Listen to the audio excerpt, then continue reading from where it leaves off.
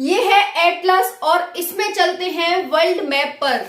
देख सकते हैं वर्ल्ड मैप खोल लिया गया है और हम चलते हैं भारत के पश्चिम की तरफ। ये आप भारत देख सकते हैं। भारत के पश्चिम की तरफ आपको एक देश दिखाई देता है यमन, जो कि रेड सी से लगा हुआ है, जिसके ऊपर है सऊदी अरब। तो यहाँ पर देखेंगे सऊदी अरेबिया के नीचे यमन इसके बारे में बात करने वाले हैं। क्या है निमिषा प्रिया का केस, क्यों फांसी दी जा रही है निमिषा प्रिया को, सारी जानकारी समझने की कोशिश करते हैं। क्या भारत बचा पाएगा निमिषा प्रिया को, क्या उसकी मौत को बचा पाए, क्या उसे निमिषा प्रिया को मौत से बचा पाएगा भारत। जय हिंद, राम राम, सभी का बहुत बहुत स्वागत है। बात करने वाले हैं एक बहुत ही हॉट न्यूज की और भारत के लिए भी ये बहुत ज्यादा इंपॉर्टेंट खबर है। आप सभी को जानना चाहिए इस खबर के बारे में। क्या है निमिषा प्रिया का केस, क्या है यहाँ पर पूरी कहानी, भारत क्यों निमिषा प्रिया को बचाना चाहता है और यमन क्यों निमिषा प्रिया को मौत की सजा देना चाहता है। एक एक करके सारी जानकारी पर बात करेंगे। आपने विश्व के मैप में यमन तो देख ही लिया कि कहां पर एग्जिस्ट करता है यमन, रेड सी भी यहीं पर है और यमन को कोई भारत का मित्र नहीं माना जाता। तो भारत का मित्र नहीं है यमन, तो कैसे बचा पाएगा भारत निमिषा प्रिया को, क्योंकि ऑलरेडी विरोधी माना जाता है यमन भारत के जहाजों पर हमेशा ही गोला बारूदी फेंकता रहता है, उन पर अटैक करता रहता है। तो ऐसे में क्या भारत बचा पाएगा निमिषा प्रिया को, सबसे बड़ा क्वेश्चन मार्क है। चलिए समझते हैं, एंड तक बने रहिएगा वीडियो में। अगर वीडियो पसंद आती है तो एक लाइक जरूर करें, चैनल को सब्सक्राइब कर लें। तो देखते हैं क्या भारत निमिषा प्रिया को बचा पाएगा फांसी की सजा से, क्वेश्चन मार्क। तो चलिए देखते हैं, यहां जानने की कोशिश करते हैं। पहले थोड़ी सी जानकारी यमन के बारे में लेते हैं। यमन भारत के पश्चिम में स्थित एक देश है और ये जो देश है आप यहां पर देखेंगे रेड सी से लगा हुआ एक देश है ना, और ये अफ्रीका का एक देश है। चलिए देखते हैं, इसमें हूती और हदी दो तरह की यहाँ पर वो पाई जाती हैं कैटेगरी। हूती और हदी है वो 2/3 हिस्से पर हैं और हूती 1/3 हिस्से पर हैं। हूतियों को ईरान सपोर्ट करता है और हदियों को सऊदी अरब सपोर्ट करता है। जैसे कि मैंने बताया भारत, ये जो यमन है इसी के ऊपर यहाँ पर सऊदी अरब है, ठीक है।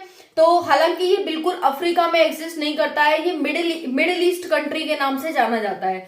तो यहाँ पर देखेंगे, यहाँ पर है सऊदी, यहाँ पर है यमन और ईरान। आप देखेंगे भाई ईरान कहाँ पर है, तो ईरान इससे बहुत दूर है, ठीक है। लेकिन फिर भी जो यहाँ पर ये लोग हैं हूती, इनको ईरान सपोर्ट कर रहा है, हदियों को सऊदी सपोर्ट कर रहा है। भारत विरोधी माना जाता है, हालांकि बिल्कुल हम 100% नहीं कह सकते, लेकिन फिर भी चूंकि गोला बारूद करता रहता है, फेंकता रहता है, तो इस वजह से। तलाल अब्दो मेहदी कौन है, रेड सी पर गोले फेंकता रहता है, हम यमन, राजधानी इसकी सना है। चलिए देखते हैं भारत के बारे में भी यहाँ पर बात करेंगे। 2 कंट्री हैं और 3 लोग हैं यहाँ पर, उसके बाद बहुत सारे लोग यहाँ पर जुड़ेंगे, सारा आपको पता चलेगा कि क्या कहानी है। यमन के बारे में आपने जान लिया, भारत के बारे में तो आप जानते ही हैं, भारत सबसे प्यारा देश है विश्व का। ओके, भारत की राजधानी नई दिल्ली है। निमिषा प्रिया भारत की ही हैं। 2008-2012 सारी कहानी स्टार्ट करते हैं। निमिषा प्रिया 2008 में यमन जाती हैं, एक नर्स के रूप में काम करती थी ये भारत में। फिर ये 2008 में यमन जाती हैं, वहां जाकर भी ये काम करती हैं। फिर धीरे धीरे अपना बिजनेस क्लिनिक खोल लेती हैं। क्लिनिक में इनका एक व्यक्ति होता है, मतलब एक व्यक्ति होता है जो इनका पार्टनर बनता है। यमन में एक कानून है कि भाई अगर तुम्हें यहाँ किसी अदर कंट्री के पर्सन को बिजनेस करना है तो किसी यहीं के व्यक्ति के हेल्प से ही करना होगा। तो यहाँ पर एक व्यक्ति उनका पार्टनर बनता है जिसका नाम होता है तलाल मेहदी, ठीक है, इनका पार्टनर बनता है। अब क्या होता है 2012 में अब क्या कहेंगे कि शादीशुदा नहीं थी, नहीं भाई शादीशुदा थी ये। 2012 में इनकी शादी हो चुकी थी टॉमी थॉमस से, ठीक है। 2014 में क्या हुआ कि भाई वहां पर कुछ आर्थिक तंगी हो गई, तो पति और इनकी बेटी तो वापस आ गई, लेकिन ये नहीं आई वहां से। फिर वहां पर गृह युद्ध छिड़ जाता है। भारत, वहां जितने भी भारत के लोग थे उनसे अपील करता है भाई वापस आ जाओ, लेकिन ये फिर भी नहीं आती हैं।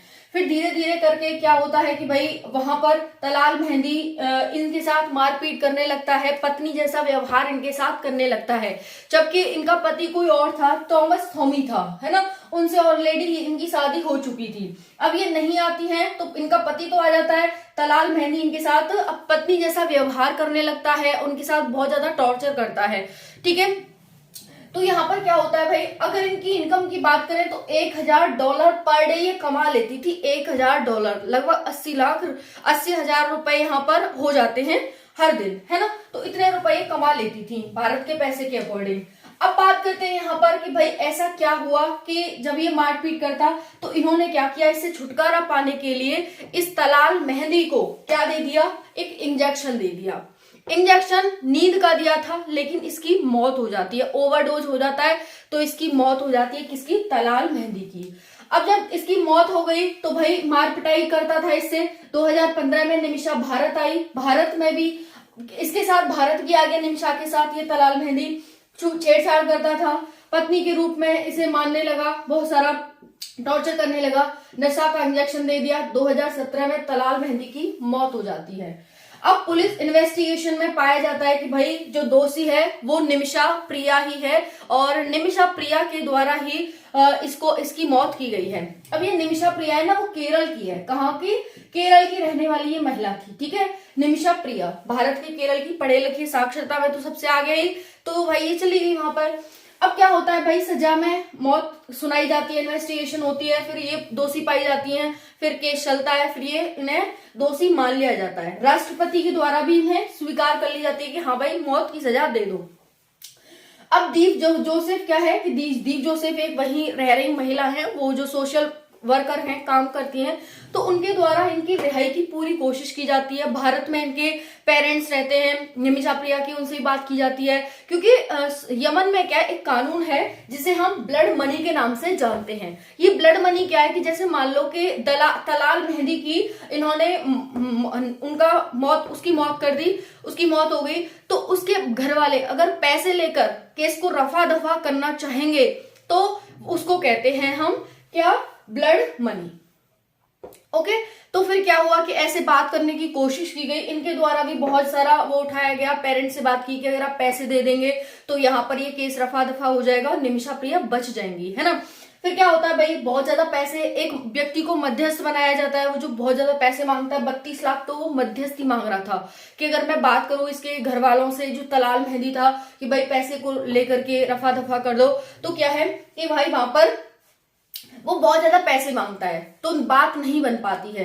1.5-2 करोड़ रुपए उनके घर वाले भी मांग रहे हैं, तो बात नहीं बन पाती है। और इस तरह से अब जो गुहार लगाई जा रही है वो निमिषा प्रिया की, चूंकि वो केरल की हैं और उनके पेरेंट्स यहीं पर रह रहे हैं, तो उनके पेरेंट्स के द्वारा गुहार लगाई जा रही है भारत सरकार से कि आप यहाँ पर उसको, निमिषा प्रिया को बचा लें। क्योंकि भारत ने कई ऐसे काम किए हैं कि विदेशों में फांसी की सजा मिल चुकी है, लेकिन फिर भी भारत ने, अभी जैसे आपने देखा था 8-10 वर्कर थे वहां पर, तो उनको बचाया था। तो अब वैसे ही यहाँ पर अब कोशिश की जा रही है कि भाई निमिषा प्रिया को भी यहाँ बचाया जाए। आपकी बाकी इसमें क्या राय है, आप कमेंट सेक्शन में जरूर बताइएगा। ये है निमिषा प्रिया की पूरी कहानी। क्या भारत इनको बचाने में सक्षम हो पाएगा? भारत के द्वारा भी, क्योंकि विदेश मंत्रालय है और बाकी सभी बात ही कर ही रहे हैं यहाँ पर, वहां पर भी हमारा वो है, काम करता है। ठीक है, तो बाकी इसमें क्या राय है आपकी, कमेंट में जरूर बताइएगा। थैंक यू, जय हिंद। अब देखते हैं आगे क्या होता है, क्या भारत सरकार इनको बचा पाती है, क्या रिहाई दिला पाती है। ठीक है, जय हिंद, जय भारत।